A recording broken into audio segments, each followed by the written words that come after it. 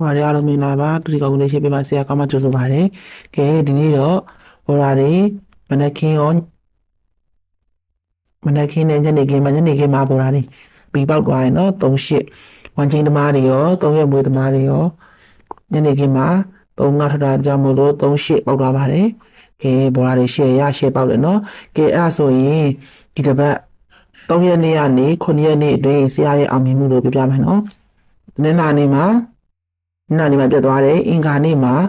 ဝမ်ချင်းလဲမှန်တယ်3ရက်မွေးလဲထွက်တယ်ပြီးတော့break လဲတစ်ပတ်မွေး break လဲမှန်ပါတယ်ပြီးတော့ဗုဒ္ဓဟူးနေ့မှာဆိုရင်ဝမ်ချင်းမှန်တယ်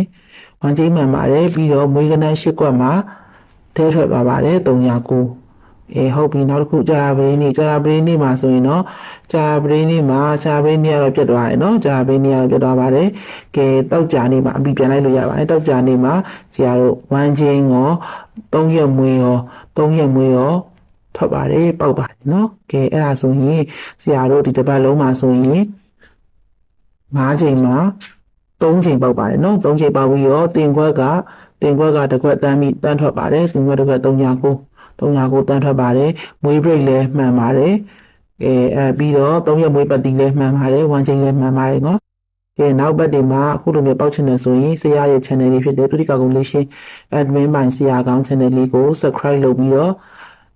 ဝင်ရောက်ကြည့်ရှုလို့ရပါတယ်နေ့စဉ်အပတ်စဉ်ဆရာခဏန်းလေးတွေအပိုင်းအတွက်ခဏန်းလေးတွေညနေသင်ပေးပါမယ်နော်ကျေးဇူးတင်ပါတယ်